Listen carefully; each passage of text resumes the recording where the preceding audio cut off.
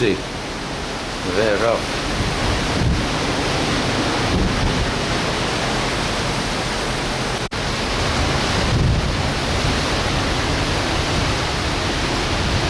Very rough sea. It's in storm somewhere.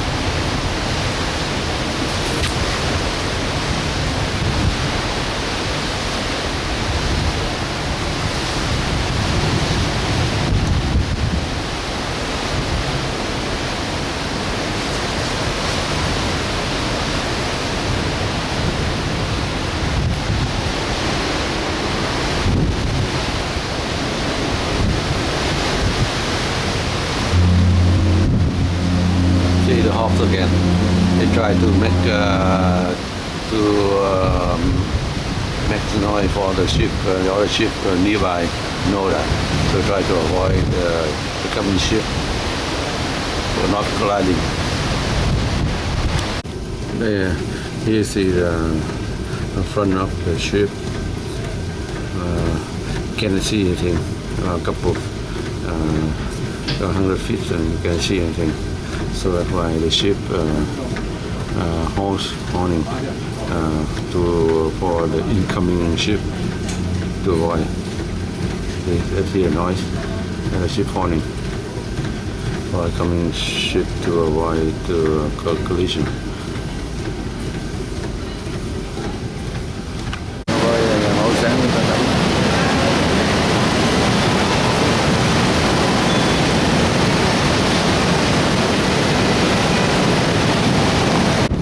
Grill. Raining, so I know what. Wow, yeah.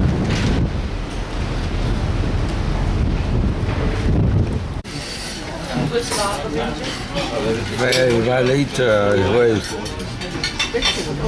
Storming. Let's see. Much.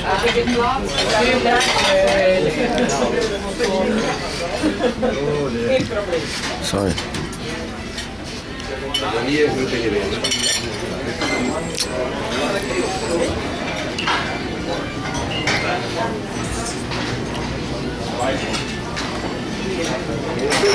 Remote outposts on these offshore islands of South America and then on down into the Antarctic Sea. Another Englishman, James Clark Ross, would write an interesting chapter in the history in Antarctica. Here, this great bearskin robe, great shot of him going in about a 12-year series of journeys to these southern latitudes, and he would make it all the way down south as far as we were north yesterday, 78 degrees south latitude. We were 78 degrees north. That still puts him in this area here. He's still got a long way, 12 degrees at about 60 miles, nautical miles there for each degree of latitude. So still quite away from the South Pole. But he had gone into an area that no one had been before, and he would leave his name on some of the most recognized landmarks down here. The Ross Sea, the Ross Ice Shelf, that would be crucial in Antarctic exploration. The Germans, the French, the Swedes, the Belgians would all establish areas down here where they were going to do Schwabenland, the Germans, all of them interested in being the first to plant their national flag at 90 degrees south latitude. No one would do it for quite a while, however. The Belgians were the very first to spend a winter in Antarctica.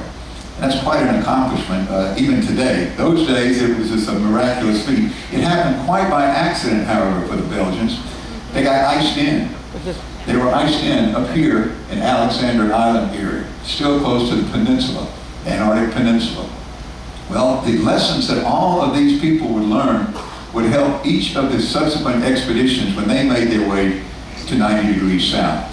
While these people were in a race to get south, there was also a race in the north. They're just looking for this northwest passage. In addition to being the first to plant their flag at the North Pole, they wanted to pursue this dream that had haunted explorers ever since the time of Christopher Columbus. Columbus would go to his grave after 4 expeditions to the New World, thinking that he was in Cathay, the great land of promise there that the Europeans had wanted to reach for trade purposes. Giovanni Caboto, John Cabot, anglicized, another Italian sailing for the English. We had Jacques Cartier for the French. We had Henry Hudson, another Englishman sailing in the service of the Dutch. Sailed out of his port in Amsterdam the other day. Even President Thomas Jefferson, when he became the 3rd president of the United States, he was obsessed with finding this Northwest Passage, facilitate trade.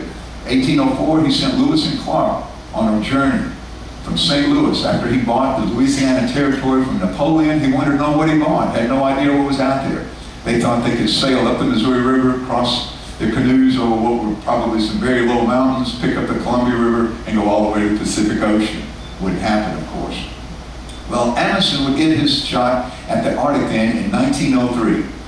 He had 6 men in his crew on a 70-foot sealing vessel, they were saying for seals, 70 feet long, once again, 3/4 of the length of the beam of our vessel. Pretty small little ships. He's going to make 1 of 2 voyages. This is the one in the white. He's going to leave from Oslo and attempt to go all the way through this Northwest Passage and arrive in the Pacific Ocean off Alaska.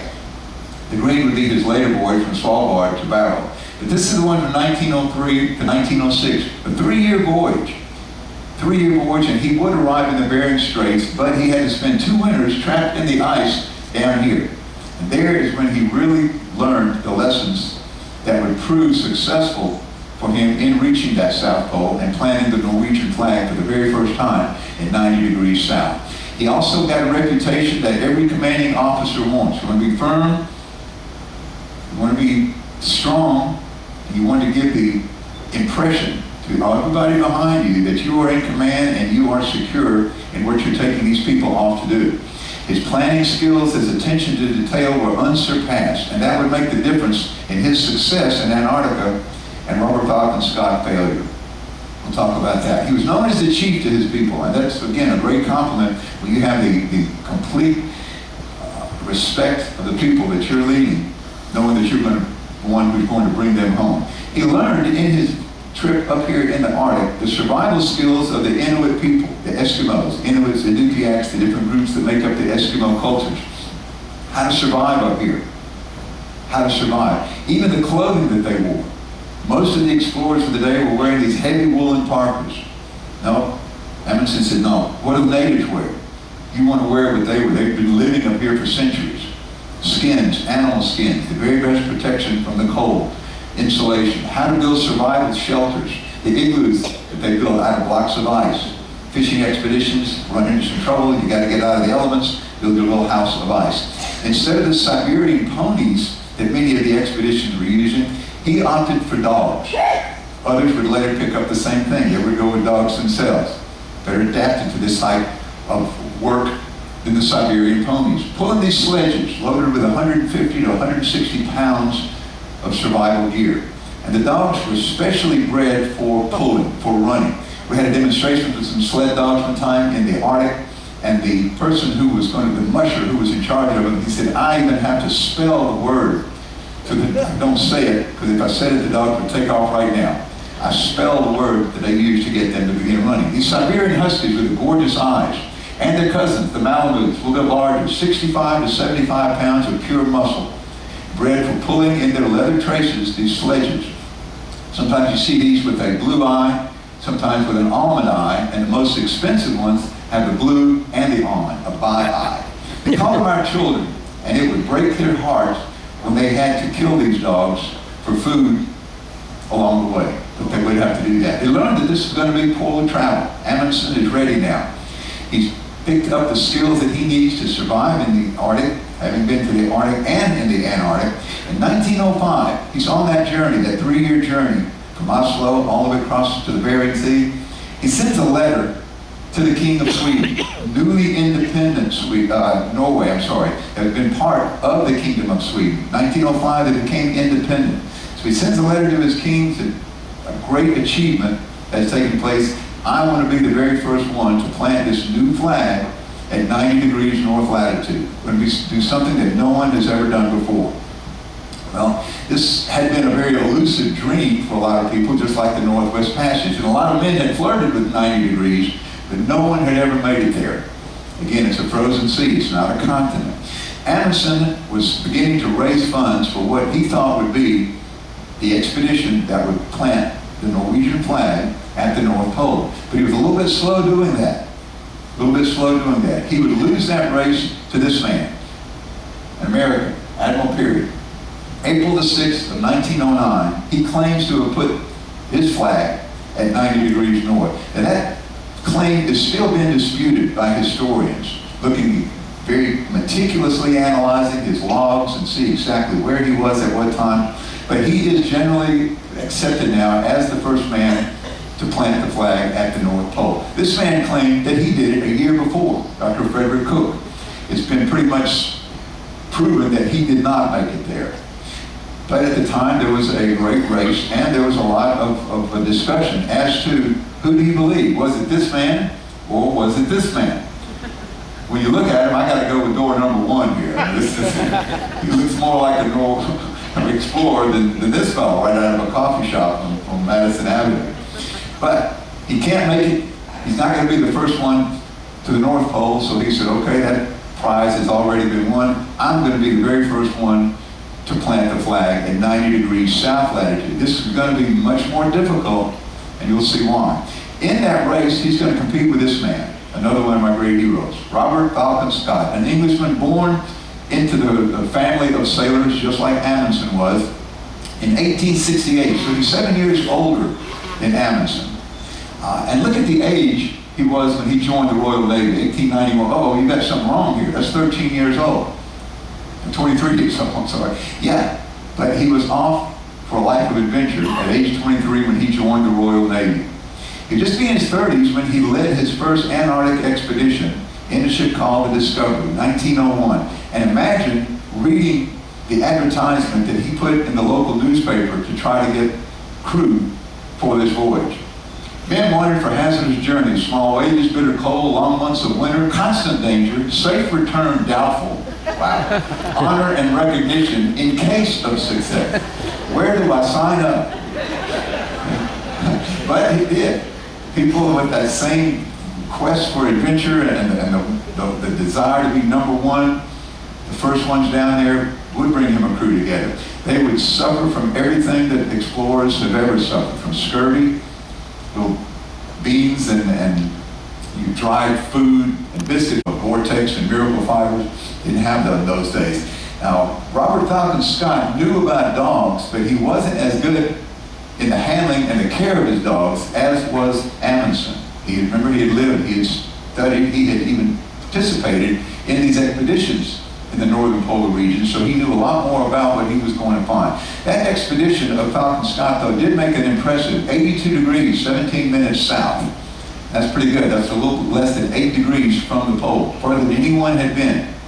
Here shows some of this is his expedition right here, about 82 degrees. These blue lines would be the next race between Amundsen and Scott for that 90-degree prize.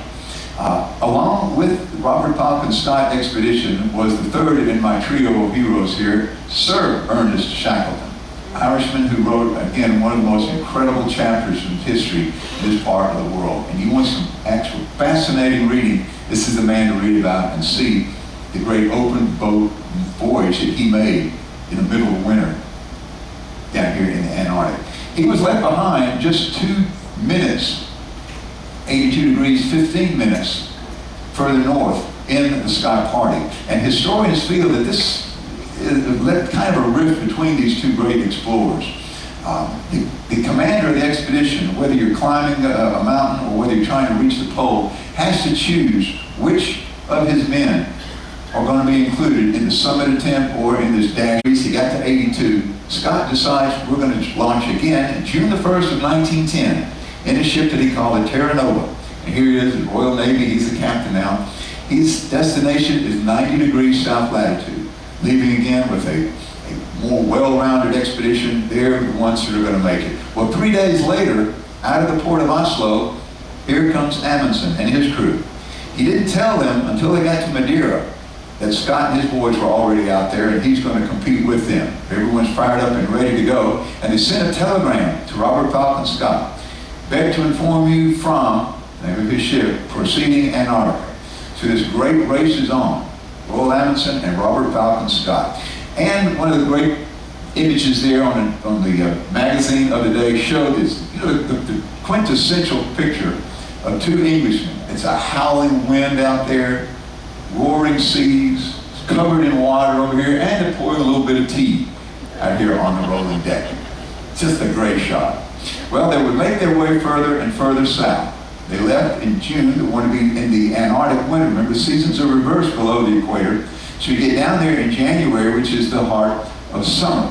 It's going to take you another 6 to 8 months to prepare all these supply depots so you can launch your expedition again in the spring.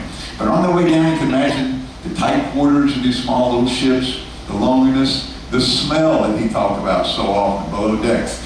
You don't have much to do in the way of entertainment. There's no ladies to dance with, so you get the fiddler to play a little tune, you dance with your dogs. That's fun. Recording all the information on their way down these great southern latitudes. Finally, they get into the ice, and they know they're almost there. In January of 1911, they will establish their base, and he would call it Framheim, here at the Bay of Whales. This is his base from which he would begin his assault. Pretty much straight. Shortest distance between 2 points, a straight line, right? This would be Amundsen's, this would be that of Robert Falcon Scott, a little bit different. His base camp was right here at the edge of the ice, and he would spend the next 6 to 7 months putting displays, all of these supplies that he knew he would need. He would cache all of these supplies in different posts on their way to these terrible mountains. They had seen these mountains. They had been in there, but they had not crossed into this plateau. This is the furthest point that any expedition had made at this time.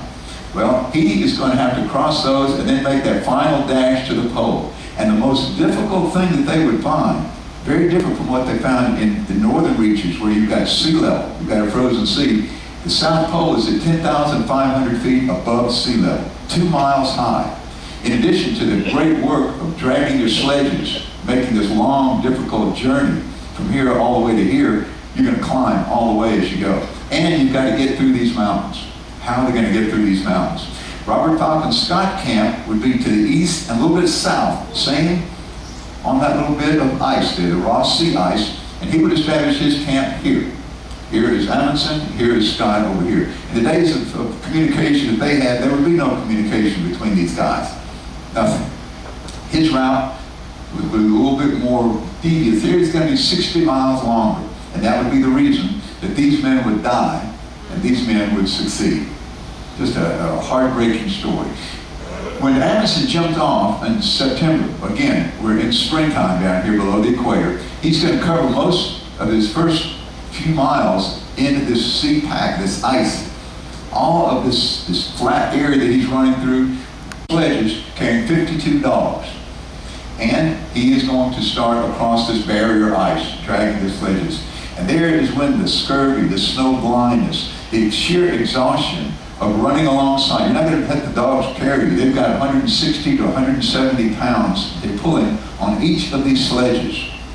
You're going to lighten that load because you're eating your supplies as you go. And you're going to suffer the blizzards, the sub-zero temperatures, snow blindness. You lose the horrible burn that they get. You cover their faces in charcoal to keep from just being scalded by the glare off of the ice there, the sun off of the ice. And you collapse at night, sheer with exhaustion. It takes more calories if you're doing nothing, if you're at this extreme temperature, just for your body to maintain the warmth that it needs. When you're working like this, you can imagine how many calories. All these are tracks from vehicles that they're using down there. In those days, they didn't have them. They're running behind the dogs. But they did the same thing, build the little snow shelters over your little tent. And then, just today, when they're recreating some of those journeys, they had to get over these huge ice falls, just like Scott and just like Amundsen had to do with their dogs. Bring the sledges and let the dogs pull them over. He finally arrived into the mountains. And the first one he had to was actual Hydro Glacier. It took him 4 days just to get through this glacier. And in his most eloquent way, and his guy was just a tremendous writer when you read Amundsen's story, he called it a catastrophe of ice. What better way can you describe it? A catastrophe of ice. And if you look at what he went over, you can see it was exactly that. You got to find a way through these mountains, find these passes that will take you over this jagged, sawtooth range of mountains right there on the Antarctic plateau that they would reach. And they reached it in November 21st. He's still in good shape now. This is coming winter, coming summertime. He's in November, and he's made it all the way into and through the mountains. He's on the polar plateau, and he would rename that after his king. It's still today known as the Cape Haakon VII Plateau. He's got now a straight dash from here all the way to the North Pole. He had 52 dogs at the outset, we mentioned. Is here, after he went through the mountains, he knows he doesn't have to cross any great range of mountains again, such as we just finished. So he set up what he called the butcher shop, and there he had to sacrifice half of his dogs. 24 of his dogs would be killed to provide food for the other dogs. You can't carry all of this with you. And for the men, you had to eat dog yourself. This has been done by the Native Americans, for centuries. Dog was a delicacy. Well, here it's not a delicacy, but if it's all I got, it's all I've got. And then at 3 o'clock in the afternoon, on December the 14th of 1911, they arrived at 90 degrees south latitude. The very first people on the face of the earth to plant a flag at the southernmost point of the earth. They put a little tent and put the flag, the new flag of Norway. They had come from sea level to 2 miles high in this incredible journey. They arrived with all 5 of their men. It would be Amundsen and the other 4 men that he chose correctly, and they would have 16 dogs with them of his original 52. He called it Polheim, home of the pole, Framheim, home of the Fram. Here he is at the South Pole, and he would leave that when he left. He would return, he make his way back to January the 25th, 1912. Took him 99 days. He had covered 1,860 miles on that incredible journey. He brought all of his men back with him. Mark of a great commander, you don't leave anybody behind. All 5 men, and he had 11 of his original 52 dogs. It was considered an incredible success. World wouldn't hear about this, however, until he sent word from Hobart, Tasmania in March, 2 months almost after the feat had been completed. Now, how about Scott? Scott is departing a full 3 weeks later, and that again would be one of the reasons for the disaster that befell these guys. The other great difference in the ability of Amundsen and Scott was not that one was more of a Superman than the other. They were both Supermen. But Amundsen's planning skills, his attention to detail, would outstrip those of Scott. Scott's was razor-thin margin here. You don't make any mistakes when you're exploring in these areas, and a little bit of mistake will cost you, and it did cost him. He had no margin for error in his. If you get bogged down with some weather, well, Amundsen's would allow him for that, carrying more supplies. Here he couldn't. Scott did not have that. He had some of the Siberian ponies. He would rely on his dogs as well. Now here's the party that Scott then would choose to join him. There was Scott himself, Lieutenant Bowers, a doctor with the group, Edward Wilson, petty officer, and a Captain Oates that would all lead with them. The actual shed that they lived in, you can't call it a home, is still there. It's still there, and you can visit that. And it's remarkable how the ice has preserved everything. You can still go in there and see how these guys live. And you can imagine it didn't smell real well. These guys were months without a good hot bath, smoking their pipes right, toe to toe with each other in the little bunkhouse that they have. But if you go there today, you can still see his supplies in there, been preserved for these 100 years by the ice, by the cold down there. His appearance would even be different. These guys weren't relying so much on the native skins like Amundsen felt was the better way to go. They're still using these woolen parkas. Got a little bit in the way of some snow goggles here, the very first ones that would be seen. And they're going to do the same thing, cross-country ski, alongside these sledges with their dogs.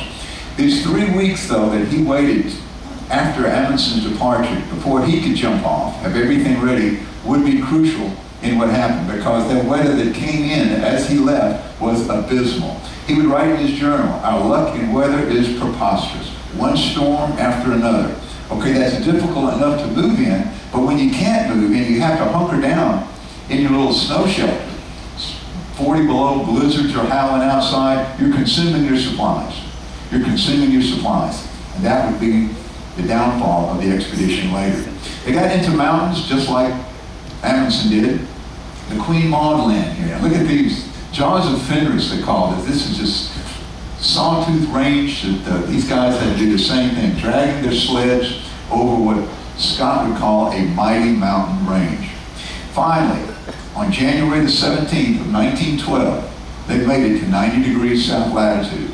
All of them, all 5 men, but they were a month too late. Imagine the heartbreak of these guys suffering as they had done to get there and find the Norwegian flag already there. looked down and found what Amundsen had left. Oh, the heartbreak. Scott again would say, this is an awful place and terrible enough for us to have labored to it without reward or priority. We're number 2. We can only be number 2. Now what happened on the return is what happens to many climbing expeditions.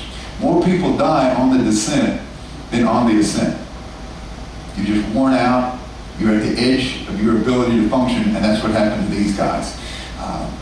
Their timing, of course, a little bit late there. Autumn is coming in. Summer is at the tail end of summer. The weather is still abysmal. One of the group, Evans, would take a tumble. He would fall and he would hit his head. They didn't realize how bad that he had been hurt from that fall. But he would begin a mental and a physical breakdown at the time. Again, all of them suffering hypothermia, scurvy, and this head injury he had would make it the first to lose.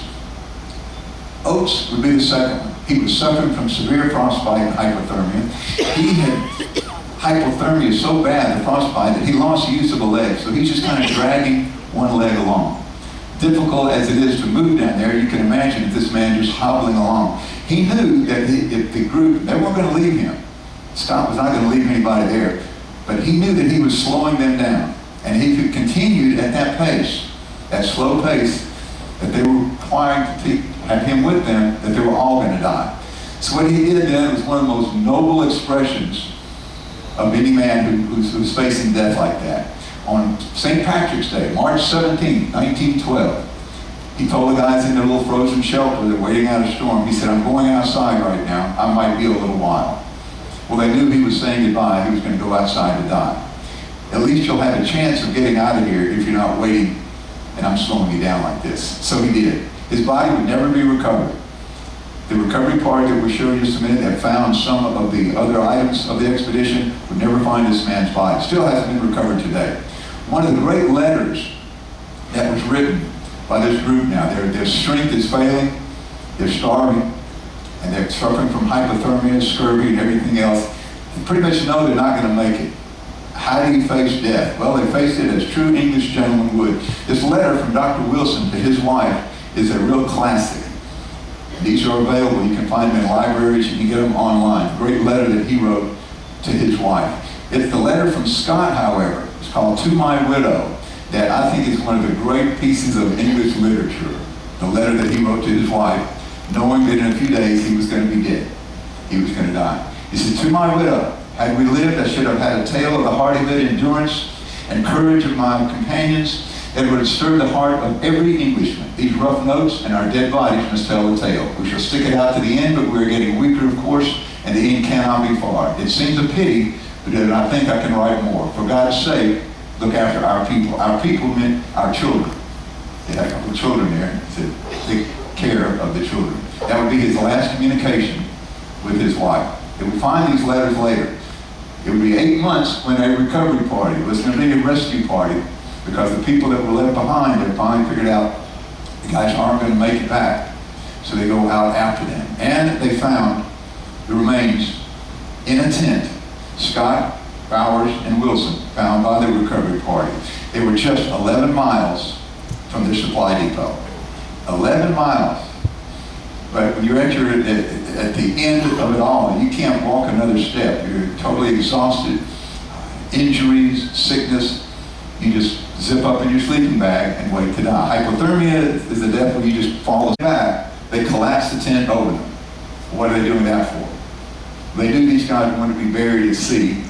And even though they're this far inland, this Ross ice shelf is part of this glacial movement northward. Remember, from the South Pole, moving north to the equator, going with the flow of gravity, it would eventually bring them to the ocean. And from the open ocean there, these bits of ice, little glaciers calving off of the Ross ice shelf would eventually melt, and these guys would be buried at sea. They did find Oates' sleeping bag. Never found Oates, but they erected a monument there, and they said, to a gallant English gentleman. And that was the memorial to Oates. What was the difference in between the two? Well, certainly one was the weather. Scott's weather was exceptionally terrible, even for Antarctic standards. A little bit better than Amundsen had in his 3 weeks earlier. Amundsen also, utilizing the Inuit technology, the appropriate clothing, the survival skills that he had acquired in that 60 miles, you drive it in an hour for 45, 50 minutes today. But remember, dragging a sledge when you're starving to death and freezing in a blizzard can make the difference, and it did here. And it was that attention to detail that Amundsen was known for, which was a little bit lacking with Scott, that razor-thin margin that he had, no room for error. That would make the difference. The single primary task of Amundsen was getting there.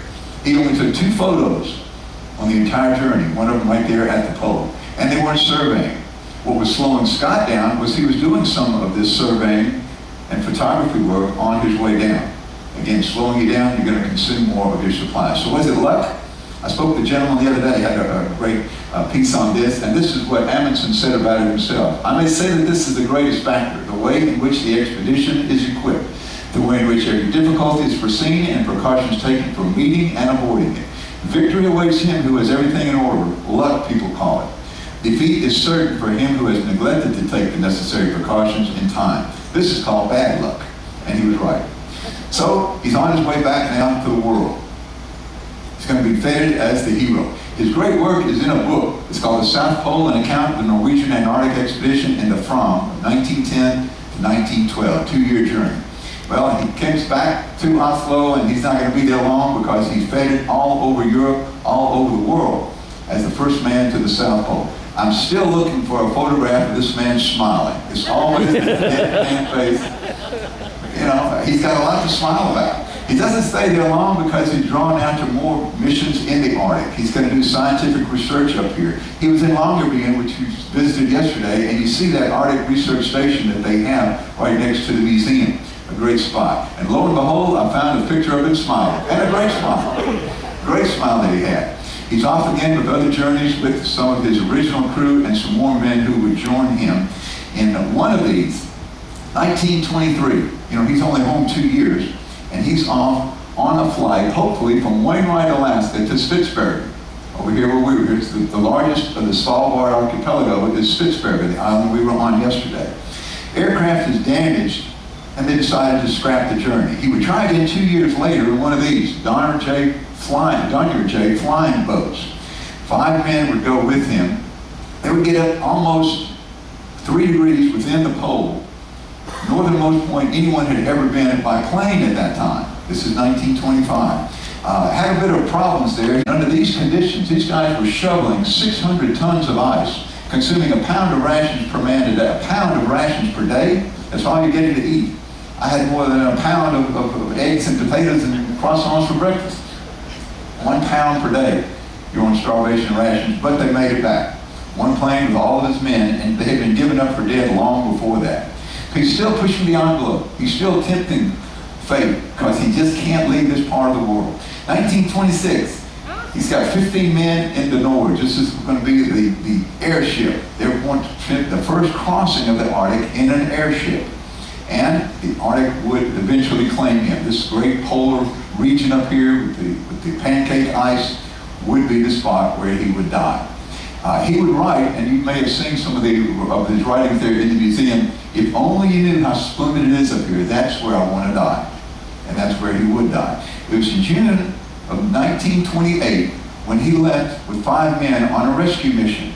There was another airship, the Italia, had crashed on its return journey from flying over the North Pole. They needed someone to go after these guys. Well, he's the first one to step forward. He's the first one to step forward. His rescue mission vanished. They never, ever found the wreckage, or the main part of the wreckage of the plane. Some washed ashore down here in Tromsø, up in northern Norway. But the bodies of the men were never recovered, and the main body of the plane was never recovered. They would continue looking, even as late as just a few years ago. Here, the Barents Sea, the Norwegian Sea, the search ended in 1928, but in 2004, again in 2009, the Royal Navy would continue scouring this coast for any type of information that might lead to the question of what happened to Amundsen and his crew. They're honored at the geographical South Pole, the first man to reach the South Pole, as is Robert Falcon Scott. They call it the Amundsen Scott South Pole Station, which is erected by the Americans there. So there he is, the story of one of the most incredible explorers hitting both poles, North and the South Pole. I don't know if you can find anyone who can claim those kind of credentials in Royal Amundsen.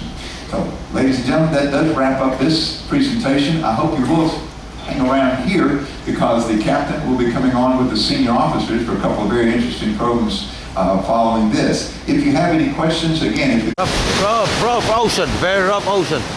This is storm, raining, bird, rough ocean.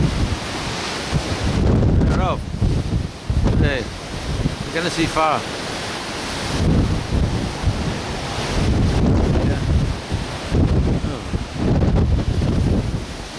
Beginning in about 1895, this is when the 6th International Geographical Conference convened, and it was their great mission to send the last bit of information that they needed to gather to plug in these question marks that still exist. These high reaches here of Norway. He'd go up into the northern part of the country.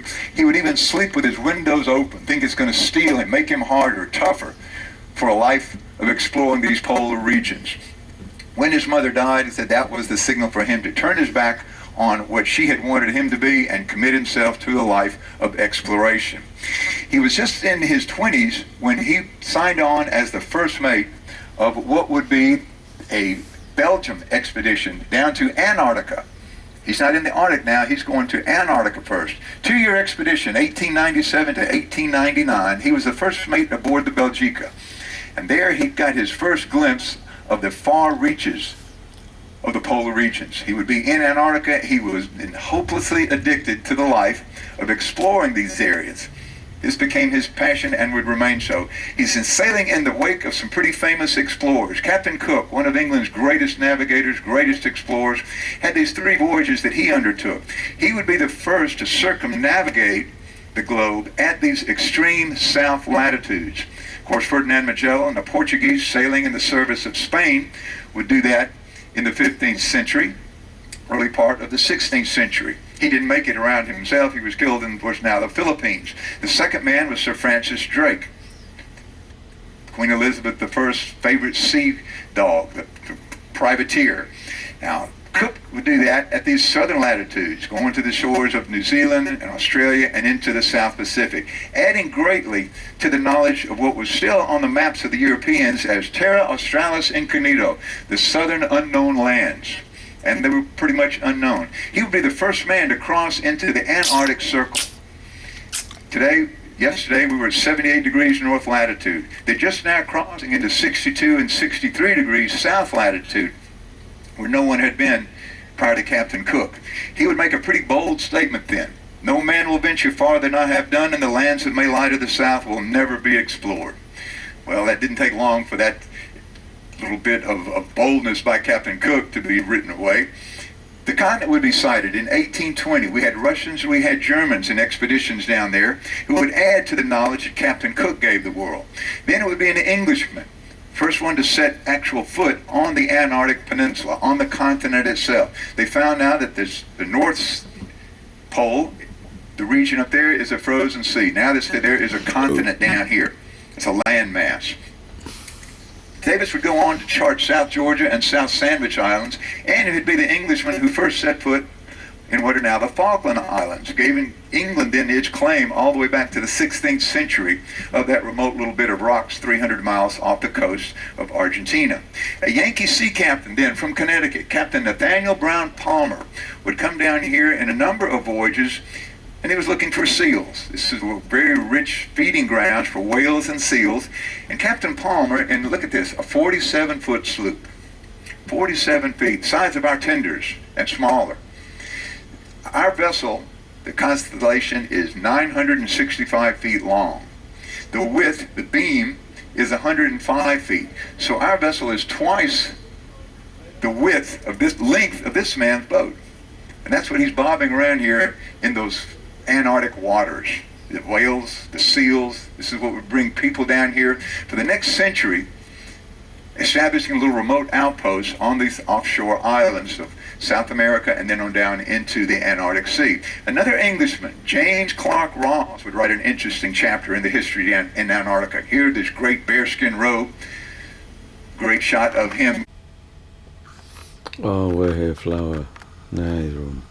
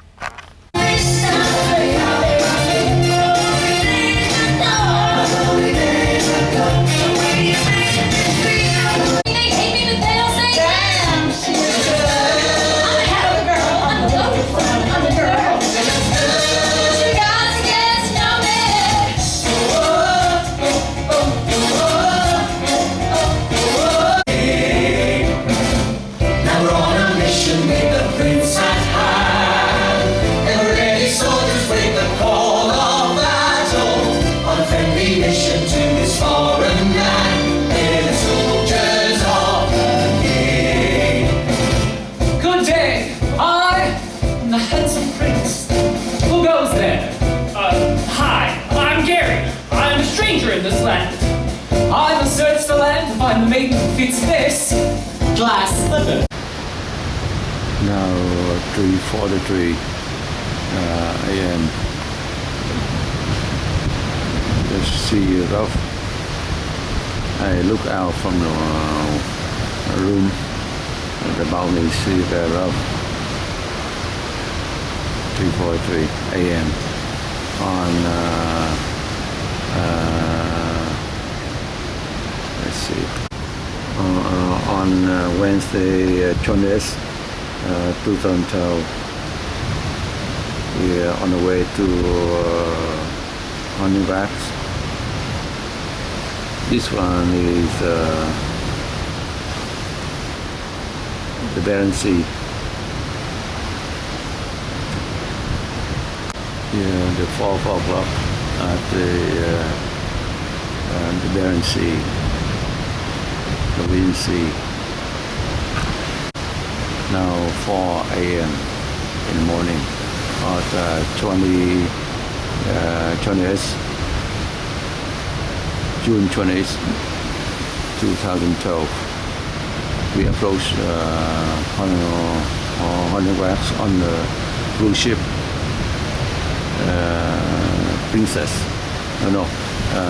Celebrity X cruise ship. The boat here.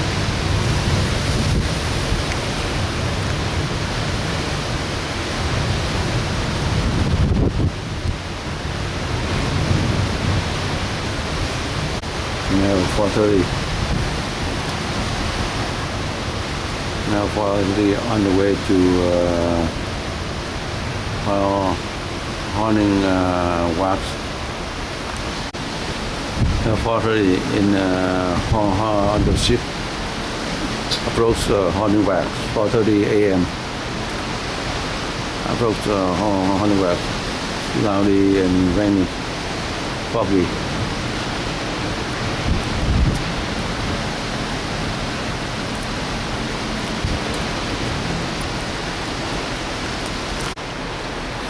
Now 5:40 a.m. on the Wednesday, June 20th, 2012. We're heading to Honeywax. So now the ship almost closed in the town here. See the town here. Yeah, town here, Milton. Also the mountain. Yeah, the foggy. A lot of foggy here. Well, we almost arrived on the way. On the back. We almost arrived on the back. Now if now you see here the local. Let's see the washer. Yeah. 5:50 a.m. 5:50 a.m. So we almost right there. I take a walk around here and go to eat and go. And the other side of both the Arctic Ocean, Barents Sea, and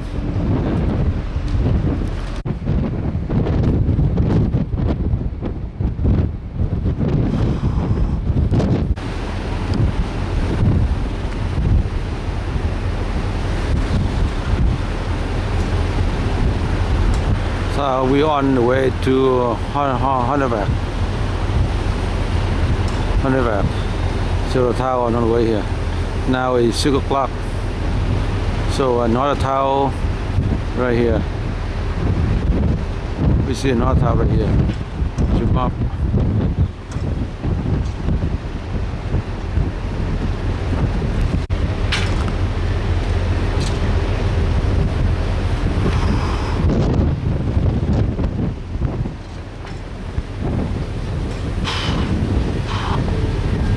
Very interesting. Very interesting.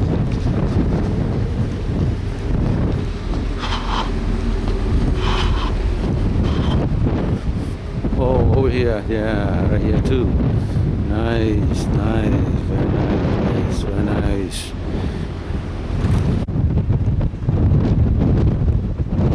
Hey, this one, Honeyberg. Welcome, Honeyberg.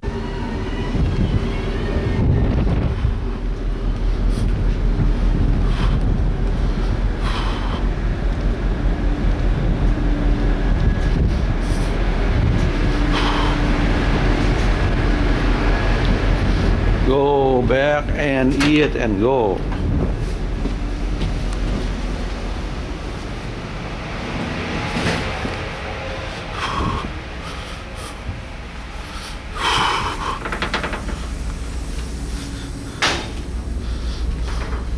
Now the cruise ship coming in.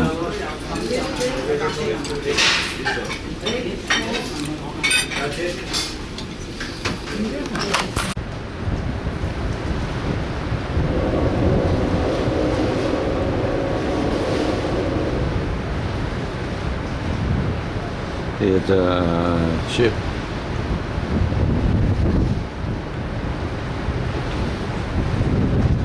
There's the city of Honeyberg.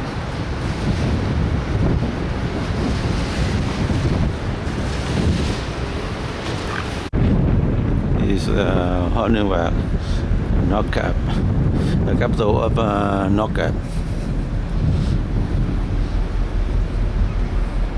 Oh, chim người đó.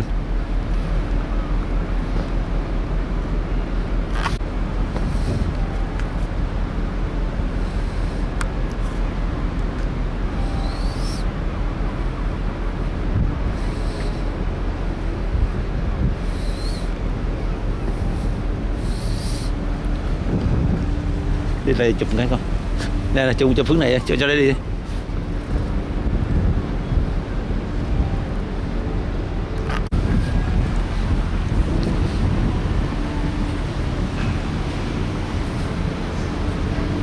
Cái ông đứng trước xếp hàng trước, ông cũng mướn xe luôn đó. Ông muốn mướn xe từ bên Mỹ đó, đi ra trước rồi. Thành ra ta biết, ta mướn xe, nãy bà đọc trong brochure đó. Nói mướn xe hoặc đi xe bus, bà thấy mướn xe là hay á.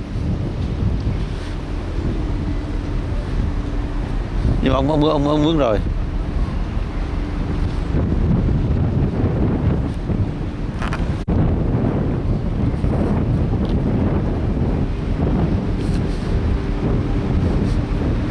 Đứng đây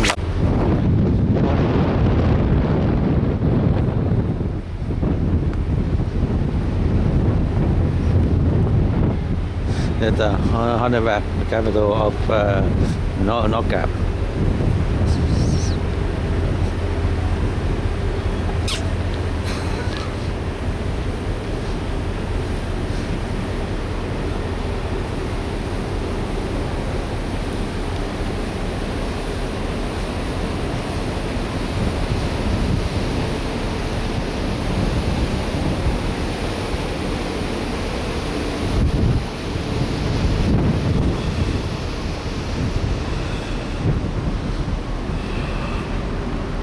Another ship, hey, dock right there, and one more ship coming, one cruise ship coming here.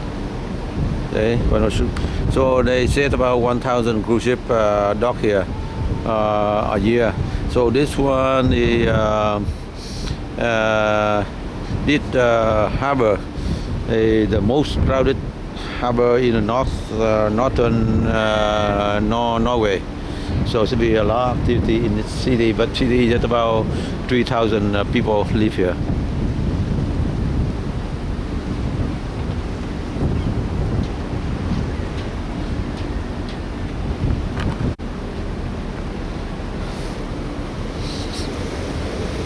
Ok, đi dưới đi anh.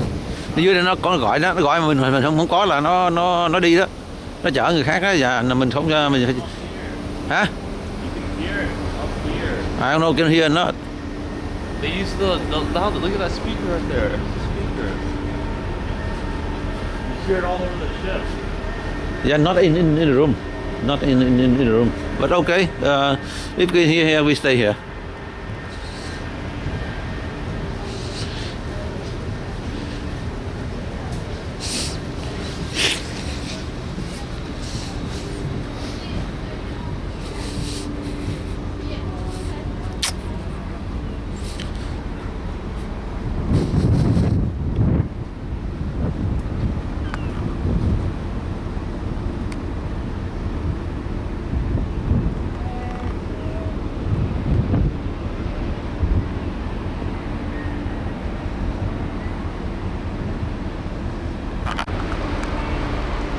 Này bạn nghĩ gì đủ, còn chút xíu nữa nào nó xuống mình gần đây nữa. Đây bây giờ xuống dưới đi, xuống dưới đi để nó cõi cái mình xuống lâu lắm. Đây cái này nè, cái nào xuống.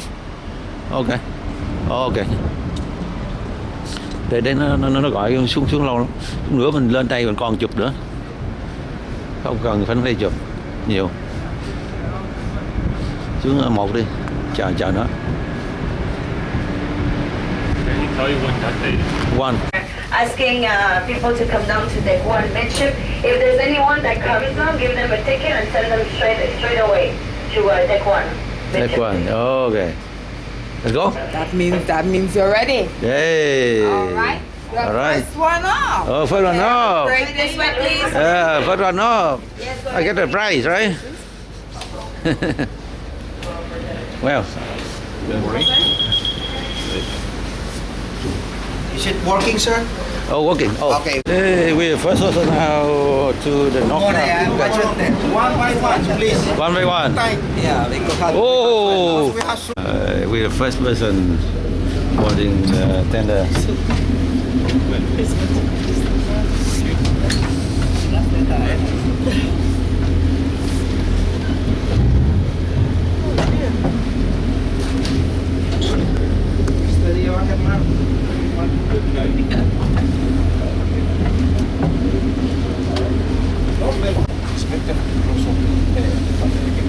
Very rough sea.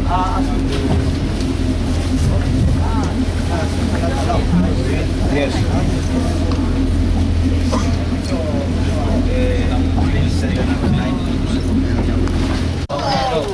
Oh, leaving, the boat leaving. Mr. 16 and the other one 26, but she's a bit of a hermit. Not the next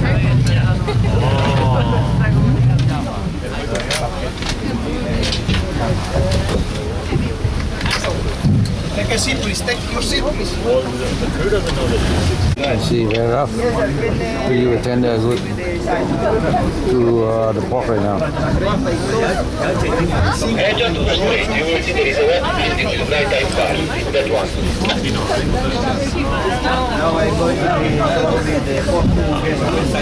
Okay, you go past the breakwater and you will see one white building in the corner. Just go straight. Past the breakwater, leave the breakwater on your starboard side. Go straight.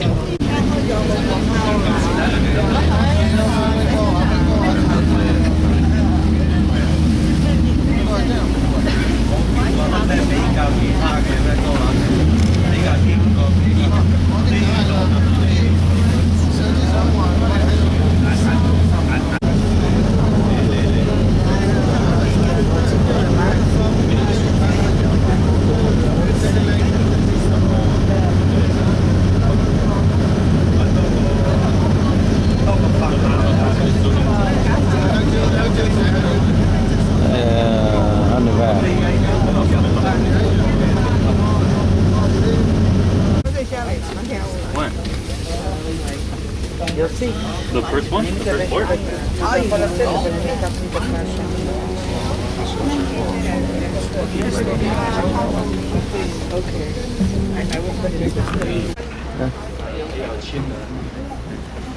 Cái đây.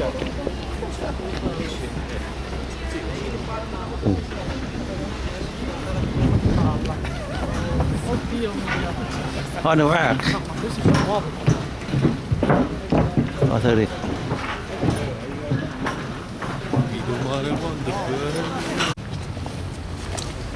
Excuse me.